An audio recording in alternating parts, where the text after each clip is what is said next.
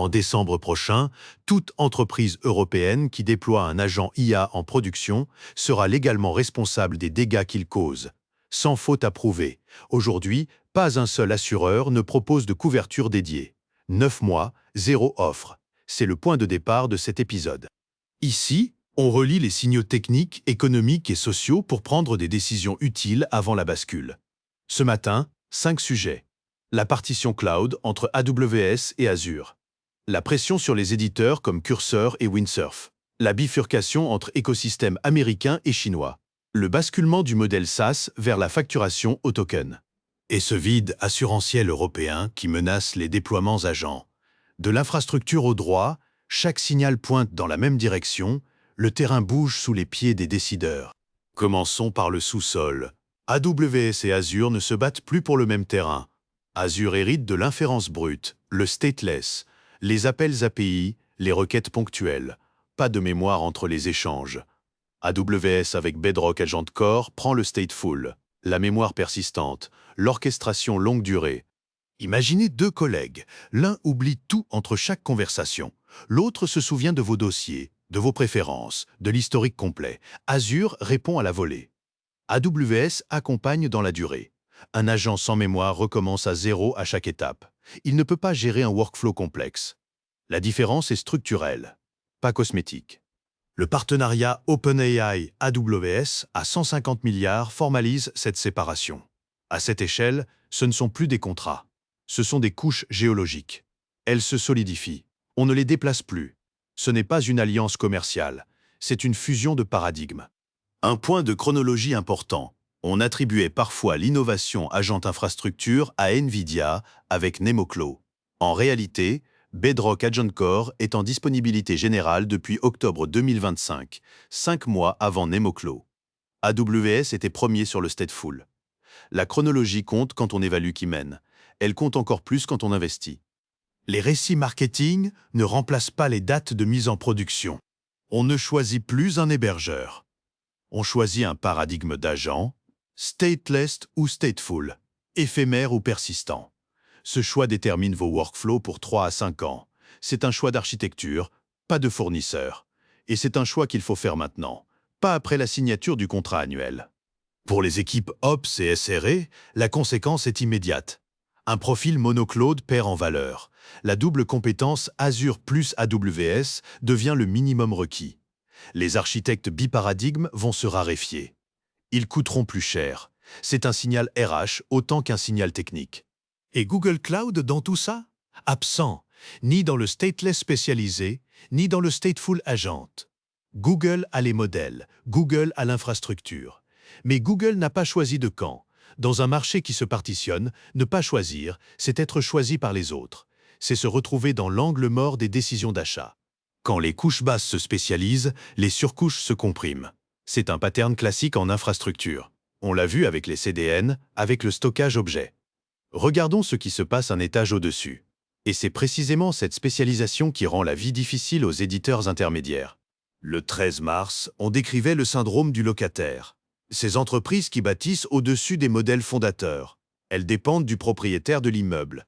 Il peut monter le loyer ou reprendre l'appartement. Depuis, la situation s'est aggravée. Le partenariat OpenAI-AWS verrouille la verticale. Quand fournisseurs de modèles et fournisseurs d'infrastructures fusionnent, l'espace intermédiaire se réduit mécaniquement. C'est de la physique commerciale. Apple ajoute une pression inattendue. Xcode 26.3 distribue Cloud Agent et Codex nativement. Pas via un plugin, pas via un marketplace. Directement dans l'outil que 17 millions de développeurs Apple utilisent chaque jour. L'intégration est native, invisibilisée. Apple ne choisit pas un modèle. Apple choisit une architecture. Le on-device, le privacy first, et il distribue à 1 milliard d'appareils. Quand Apple distribue, le marché se reconfigure. On l'a vu avec l'App Store, avec Apple Pay. La plateforme impose les règles. Les autres s'adaptent ou disparaissent. Ce n'est pas de la théorie. C'est un précédent documenté 3 fois en 15 ans. Distribuer n'est pas faire adopter. Beaucoup de développeurs iOS n'utilisent pas encore d'IA dans leur workflow quotidien. Mais la stratégie est cohérente. Apple se positionne en plateforme de distribution. Et l'histoire montre que la plateforme capture la valeur à long terme. Le taux d'adoption initial importe moins que la position structurelle. Pour Cursor ou Windsurf, l'espace de différenciation rétrécit chaque semaine. Intégrer un bon modèle ne suffit plus. Tout le monde a accès au même modèle. La valeur migre vers l'orchestration, les sessions de plusieurs heures, le contexte persistant sur des milliers de fichiers, les workflows sans intervention humaine. On en parlait le 13 mars, l'architecture prime sur le modèle. Cette semaine, la preuve s'accumule. Quand le modèle est partout, c'est la tuyauterie qui fait la différence. Les hyperscalaires savent construire de la tuyauterie. Pas les startups. La fenêtre de survie des surcouches se mesure en trimestres, pas en années. C'est brutal, mais c'est la réalité économique de la commoditisation. On vient de voir comment la partition cloud et la logique plateforme compriment les éditeurs intermédiaires. Cette dynamique ne joue pas qu'en Occident. De l'autre côté du Pacifique, un écosystème parallèle se construit. Et c'est précisément parce que les couches basses se verrouillent ici que la Chine accélère son alternative. 50% des 142 000 instances OpenCloud tournent en Chine. La bifurcation n'est plus une tendance. C'est un fait mesurable, un fait qui a des conséquences opérationnelles immédiates pour quiconque travaille des deux côtés. Ces chiffres sont autodéclarés. Il faut le noter. Mais la trajectoire est confirmée par d'autres signaux convergents. Les restrictions export américaines. La réponse d'Anthropic qu'on analysait le 15 mars quand ils ont été déclarés supply chain risk par le gouvernement américain. Et surtout, la construction délibérée d'alternatives complètes. Des stacks entiers, de la puce au modèle. Ce n'est pas une réaction défensive, c'est un programme industriel. Tencent lance WorkBuddy. ByteDance déploie ArcCloud en SaaS. Ce ne sont pas des copies des outils occidentaux. Ce sont des stacks parallèles, incompatibles par conception. La Chine ne subit pas la bifurcation. Elle la construit, délibérément, méthodiquement, avec des ressources massives. Et le tableau se complexifie encore. ArcCloud est en SaaS web, pas en on-premise. La Chine aussi bifurque en interne entre cloud et local. La partition n'est pas seulement transatlantique, elle est fractale. Chaque bloc refait le même débat, centralisé ou distribué. Chaque bloc arrive à des réponses différentes. C'est la même question architecturale qu'on observait entre AWS et Azure, rejouée à l'échelle géopolitique. Le pattern attendu, 2 écosystèmes étanches d'ici 18 mois. L'Europe en position de tiers, forcée de choisir ou de construire. C'est le moment iOS contre Android des années 2010. Sauf que cette fois, ce sont des agents autonomes, pas des téléphones. L'enjeu de souveraineté est d'un autre ordre. Un téléphone exécute vos ordres. Un agent prend des décisions. Pour les entreprises qui opèrent des deux côtés, le coût de dualité devient un poste budgétaire à part entière. 2 stacks, 2 cadres de conformité, 2 équipes de maintenance.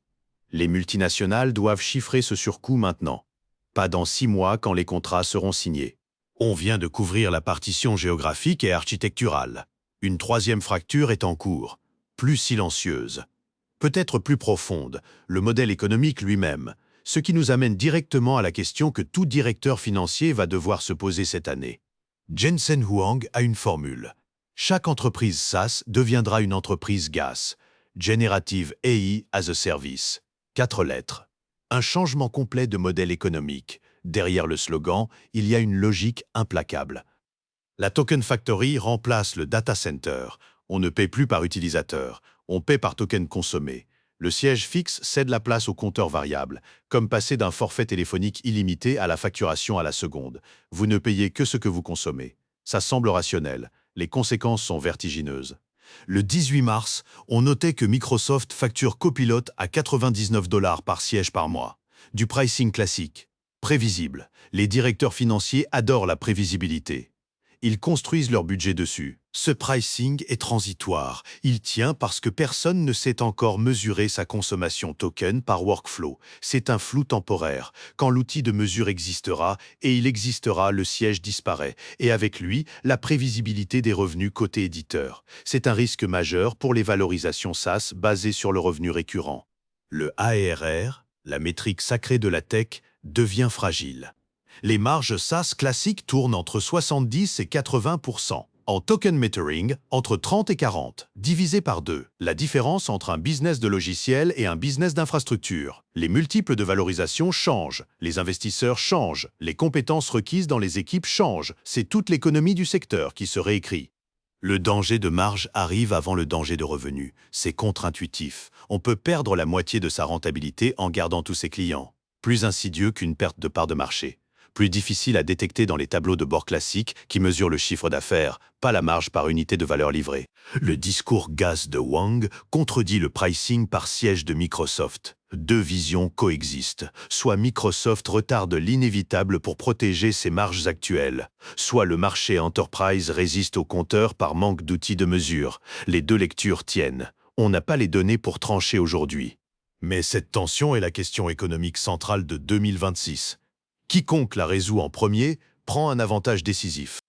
Pour les RevOps et Pricing Analysts, une compétence critique émerge. Modéliser une marge en token metering. Simuler le point de bascule. Anticiper le moment précis où votre client demandera le compteur plutôt que le forfait. Ce moment viendra. La question est, serez-vous prêt? On a couvert le où avec la partition cloud. Le comment avec la compression des surcouches. Le combien avec la bascule du siège au token. Reste le cadre juridique et on revient à notre point de départ. Ce vide que personne n'a comblé. Décembre 2026. Directive européenne sur la responsabilité produit. Responsabilité stricte. Si votre agent IA cause un dommage, vous êtes responsable. Point. Pas besoin de prouver la négligence. Le dommage suffit. Renversement complet de la charge de la preuve. C'est le changement juridique le plus significatif pour le secteur tech depuis le RGPD. Le texte est publié. Le calendrier est officiel. 9 mois en droit des affaires, c'est demain matin. Les délais de conformité dans les grandes organisations dépassent souvent 1 an. Cartographie des risques, validation juridique, ajustement des contrats. Le décalage est déjà problématique. Il est arithmétique. Il n'existe aujourd'hui aucun produit d'assurance dédié aux dommages causés par des agents autonomes. Aucun. Grands assureurs européens, spécialistes cyber, Lloyds, pas un contrat. Pas une offre structurée. Pas même un pilote. Le marché est totalement vide. Deux explications possibles. Première, le marché est trop jeune. Les assureurs attendent les premiers sinistres pour calibrer leur modèle. C'est le scénario optimiste. Deuxième, le risque est structurellement injugeable. Un agent qui prend des décisions en chaîne, sur des données qu'il sélectionne lui-même, avec des comportements émergents non prévus par ses concepteurs. Les modèles actuariels ne savent pas modéliser ça. On ne peut pas tarifer ce qu'on ne peut pas quantifier. Et on ne peut pas quantifier un système dont le comportement est par nature non déterministe. Dans les deux cas, le résultat opérationnel est identique. Risque non assurable. Dans 9 mois, les entreprises portent le risque en propre, sur leur bilan, sans filet. La plupart n'ont même pas identifié ce risque dans leur cartographie. Il n'apparaît dans aucun registre de risque que j'ai vu passer. Ce sujet est absent des discussions tech. Les développeurs parlent de modèles, les managers de productivité, les investisseurs de valorisation. Personne ne parle d'assurance. Ce type de silence a un prix. Le RGPD en 2018 l'a démontré. Ceux qui avaient anticipé de 18 mois ont économisé des millions. Les retardataires ont payé dans l'urgence, en consultant, en amende, en réputation. Cette directive crée une demande pour un profil nouveau, l'agent risque analyste, hybride tech, juridique et actuariat, capable d'évaluer le risque d'un agent autonome, de cartographier ses chaînes de décision, d'estimer l'exposition financière d'un workflow agentique. Ce profil n'existe pas encore dans les fiches de poste. La demande, elle, est déjà là, latente mais réelle. Pour les juniors dont on parlait le 19 mars, la donnée Dallas Fed, moins 16% d'emplois chez les 22-25 ans exposés à l'IA. La couche réglementaire européenne pourrait créer un effet inverse. Plus de contraintes juridiques signifie plus de besoins humains dans la boucle. Plus de postes de conformité, d'audit, de supervision. On n'a pas les données européennes pour confirmer. Mais si l'hypothèse se vérifie, l'Europe créerait de l'emploi précisément là où les États-Unis en détruisent. Par la régulation, le paradoxe mérite d'être suivi. Faisons le point. Le marché des agents se partitionne sur 3 axes simultanés. Le cloud se spécialise entre stateless Azure et stateful AWS. Le monde se divise en écosystèmes étanches, américains et chinois. Le modèle économique bascule du siège au token. 3 fractures, 3 décisions à prendre. Et elles ne sont pas indépendantes. Au milieu de ces 3 fractures, l'Europe crée une contrainte juridique que personne n'a encore adressée. 9 mois. Pas de couverture assurantielle. Responsabilité stricte. C'est un risque de bilan. Un sujet de conseil d'administration. Pas un sujet de comité technique. 3 actions cette semaine. 1. Auditez votre couverture assurantielle pour tout déploiement agent en Europe. Si le vide se confirme, escaladez au comité exécutif. Ne laissez pas ce risque dans l'angle mort. 2. Modélisez le scénario GAS. Simulez vos marges au token. Trouvez votre point de bascule avant que vos clients ne le trouvent pour vous. 3. Cessez de penser monocloud. La partition AWS Azure rend le monosourcing plus risqué qu'il ne l'a jamais été. On a ouvert sur un vide assurantiel. On le referme sur le même constat élargi. Quand un outil devient infrastructure, les États légifèrent. Les prix changent de structure, les positions dominantes se forment, les trois sont en cours, simultanément. La question n'est plus de savoir si ça arrive, c'est de savoir si vous êtes prêt quand ça bascule. C'était Horizon IA. Au revoir et à demain.